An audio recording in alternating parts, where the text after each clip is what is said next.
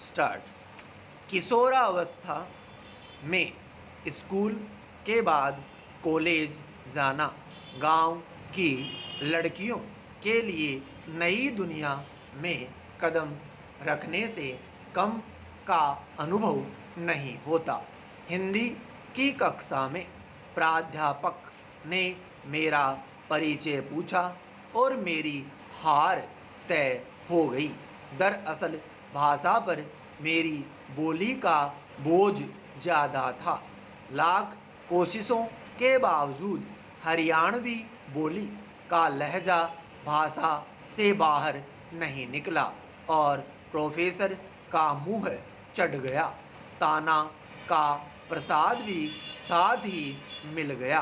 खैर, स्नातक में 3 साल मशक्क़त करने के बाद एक बात तो तय हो गई थी कि हरियाणवी बोली तो शायद नहीं छूटने वाली।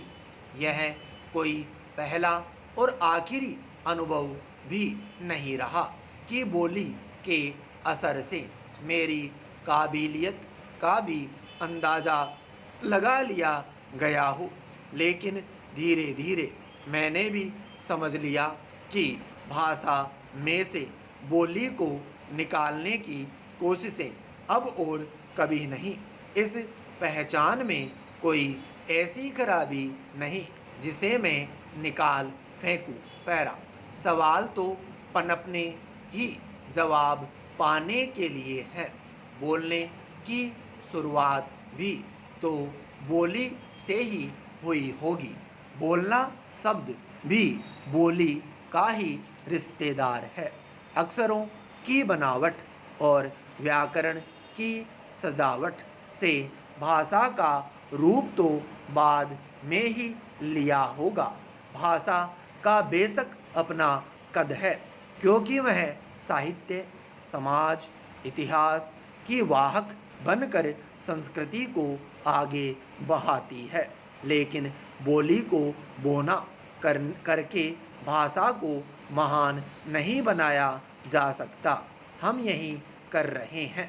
शादी ब्याह, तीज त्योहार, गीत संगीत, आम बोलचाल, हर जगह बोली का ही बोलबाला रहता है। अपनी बोली में बात करने का जो स्वाद है वह सभी भाषा में कभी नहीं मिलेगा। अपनेपन का एहसास अपनी बोली में ही है। हरियाणवी रोबदार बोली है, रसीली नहीं। इसे लठमार बोली का तमगा शायद इसीलिए मिला है। अपनी बोली की ठसक ऐसी होती है। परदेश में जो सुख अपनी समभाषी को देखकर मिलता है, अनजान लोगों की भीड़ में वही सुख अपनी बोली कानों को देती है। सामाजिक या पारिवारिक जीवन में से एक बार बोली को बाहर निकालकर क्या रिश्तों में गर्माहट और मिठास रह जाएगी? क्या गीतों में वह चुलबुलापन भाषा रोप सकेगी? संबंधों की मिठास बोली से ही है। जो सुख माँ बापू बोलने में है, चाचा चाची, ताऊ ताई, भाई बहन कहने में जो रस है, दादा दादी को जय राम जी की और राम राम से जो तसल्ली मिलती है, वह भाषा के कलिष्ठ होने में कहाँ। बोली का बेढंग अंदाज ही इसकी खासियत है। पैरा ये सारी बातें जितनी सही है उतना ही यह भी सच है कि हम खुद बोलियों की कद्र नहीं करते, फिर वह चाहे किसी भी भाषा या जगह से आती हो। बस मेट्रो के सफ़र में अगर कोई अपनी बोली में बात करता सुनाई पड़ जाए तो पास खड़े लोग ऐसे दूर हटते हैं कि कहीं लोग मुझे भी इसका साथी न समझ ले। इतना ही नहीं, पूरे सफ़र के दौरान या तो कनखियों से उस शख्स को घूरते रहते हैं या फिर व्यंग्य भरी मुस्कान से आँखों के जरिए हंसते रहते हैं। शॉपिंग मॉल या रेस्तरां में अगर कहीं भूल से कोई देसी बोली में बोल पड़े या सुनाई दे जाए तो लोग ऐसे देखते हैं कि जैसे वह दूसरे ग्रह का जीव हो। ऐसे में भला हो उन बिंदास लोगों का जो ऐसी पढ़ी लिखी जमात की फिक्र किए बिना अपनी बातचीत का पूरा रस लेते हैं। पर ऐसे लोग टकराते कितने हैं। पैरा हर घटना का असर हर किसी पर अलग होता है। ऐसा सामाजिक व्यवहार बेशक एक झिझक पैदा करता है। भले ही हम समय के साथ कुछ चीज़ों के साथ जीना सीख लें, लेकिन इससे उस वक्त के अनुभव पर तो धूल नहीं जम जाती कि सिर्फ बोली की वजह से शर्मिंदगी का भी कभी सामना करना पड़ा। लेकिन जब हम अपनी भाषा की ही कद्र नहीं करते तो बोलियों का सम्मान दूर की कौड़ी ही रहेगी। हमारे यहाँ विज्ञापनों में भी अंग्रेजी बोलने वाले स्मार्ट मैनेजर ही ढूंढे जाते हैं। यानी अगर आपको अंग्रेजी नहीं आती तब आप स्मार्ट और पढ़े लिखे नहीं।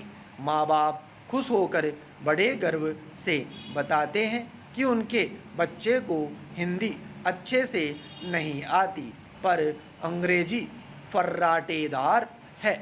अपनी ही भाषा न बोल सीख पाना जब हमें नहीं खलता तो फिर बोली कौन देश की वासी है, कौन पूछे। पैरा समझदारी डिग्रियों की मोहताज नहीं और महज अक्सर का पढ़ा लिखा होने का फ़ायदा क्या। इंसान के बेहतरीन गीत बोली से ही निकले। बोली की महत्ता को किसी तर्क या सबूत की ज़रूरत बिल्कुल नहीं। बात इतनी है कि बोली का मजाक बनाने का अधिकार हमें तब तक तो बिल्कुल नहीं जब तक हम खुद इसका कहीं न कहीं रसास्वादन करते हैं। ओलंपिक में नीरज चोपड़ा ने जब से सोने का तमगा जीता है तब से उनकी बातों की सादगी और देसी अंदाज की मीडिया सोशल मीडिया कायल है। उनके पुराने वीडियो खूब प्रचारित हो रहे हैं। उनको देखने पढ़ने वालों की संख्या अचानक बढ़ गई है। सफलता का परचम इतना ऊंचा होता है कि उसके छेद में भी हमें स्टाइल नज़र आता है।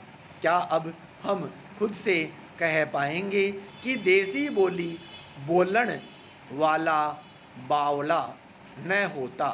पता नहीं। विराम स्टॉप।